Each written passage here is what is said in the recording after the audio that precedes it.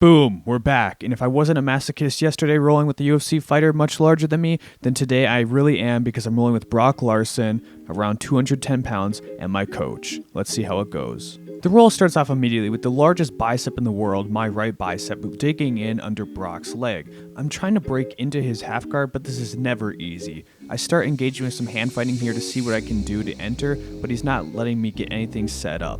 Brock is making sure to trap my leg so I'm not able to free it. Even if it looks like it's a loose control, trust me, if you try and get your leg out of there, it is never being released until he decides it's going to leave. This battle I have going on with Brock is the most common battle where we're both trying to fight in this half guard position because he loves half guard and deep half. I recently watched a Marcelo video, so I try and be like him and fake backstep to go to a knee slide. Brock does not bite on my fake at all. Instead, he grabs a deep waist on me with his underhook. Now I'm forced to start attacking a guillotine. He immediately spikes me on my head, and I regret ever trying to touch his neck. I should have just tried to fight his hand still and his wrist as he was coming up, but alas, hindsight is always 20/20. Also, if you're looking for a good guillotine counter, do what Brock did. Try and roll them and spike them on their neck. They're going to second guess trying to go for that guillotine on you unless they're stubborn like me, and I try this literally every roll because my neck doesn't matter to me. Now, it may be true that in my last video against the UFC fighter, he had quite a bit of pressure, but it is absolutely nothing compared to Brock's. Brock feels like even if he's giving you space, you still are paralyzed. I feel like I'm in quicksand here, and any motion I make, I'm getting just further into my death. So what do you do against an opponent like this? Well, basically you wait to tap. Otherwise, you wait until they show mercy. I'm trying to get my hand in, and I'm digging in for an underhook here. Once I have this underhook, I'm trying to scoot out, and this is a nice motion. However, Brock catches my arm still. Even though I have an underhook, he's catching me at the elbow, and I'm having to flail my legs to build up enough momentum so I can get onto my side. Brock, however, is pushing very hard into me, and if I were to try and roll him over my side because he has so much pressure against me, that definitely would not work. Brock has a secret technique also. Anytime you start to move, he grabs your toes and he can just start squeezing them. It's not illegal, but it definitely hurts. I bump a little bit and make some space, but he goes right to the knee mount position. Once he's going for knee mount, I decide I'm going to go towards turtle. I usually feel extremely safe in turtle. It's from my years of wrestling. I know how to defend myself from this position. It's a little bit different with Brock, however. Once I'm here, he's starting to grab my wrist and he's working a 3/4 Nelson on the far side. He's also looking to trap my arm between his legs. This is putting me in a lot of pain. He's stretching out my neck. Many people would probably tap to this neck crank, but that's not going to be me. I start to peel his hand, but again, he pulls my arm back with his legs. Now you're probably starting to wonder, how did you even get your black belt? You clearly can't roll with another black belt. Why did you get gifted one?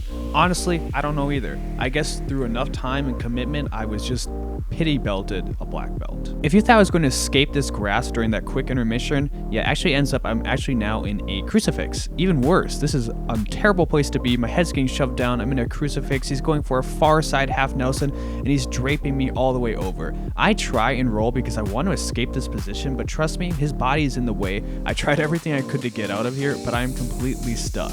Now, if Brock's arms weren't so dang big, I could probably escape this. However, he's keeping me pinned so nicely that I'm really just stuck waiting for him to tap me. He's going for a far side arm bar that you can't see because of the camera, but he does tap me with a straight arm bar, and then we can finally restart the roll and I can get out of this ugly position. Now let's get my question of the day out of the way. I want to know, how do you guys do when you roll with your coach? Clearly, if we look at my stuff, I'm not doing too well. He's even letting me move a little bit sometimes, and I don't do that well. So tell me in the comments how you do when you roll with your coach. The round resets, and I'm hoping that I have Jesus on my side this time. He clearly wasn't helping me out much in the last match, but maybe this is the time. Maybe this is when I can finally tap Brock Larson for a 4th time in my whole life. As is tradition, we start the round, and I am looking to start monitoring his legs, do some hand fighting, deciding how I should enter. I first try and sit back towards his foot to see if he'll react at all. He doesn't. He just traps my leg instead, and now I'm working on the opposite side to see if his guard defense is any worse on this side. Spoiler alert, no, his guard defense is plenty fine on both sides. Finally, I have a bonus hit on Brock, so I can try and flatten him. This doesn't work too well. He's extremely hard to push over. It's like moving a boulder. So I switch to an overgrip grip, hoping it'll help me out. Brock is digging in for an underhook. As you should expect, everybody wants to do this in this position, but he's also not moving too much. And if he doesn't move at all, this is going to make it extremely hard for me to get any submission or attack going on him. As Brock has this underhook, I'm thinking, hey, I have an extremely long reach. I may as well go for this Dars. It turns out I actually don't have that long of reach, and I also get a little peeved because people are trying to talk to Brock at the same time. If they can't notice, he's clearly busy in the middle of a roll. I keep going because I don't have time to waste and wait on them talking to him, but I gotta say, one of my biggest pet peeves in Jiu-Jitsu is when somebody off the mat is trying to talk to somebody on the mat during a roll. Clearly my leg is stuck here as I have this darce. I'm trying to lean on Brock's neck since my leg is stuck, but this darce is really not going anywhere. Also, he starts to slightly shrug his head out.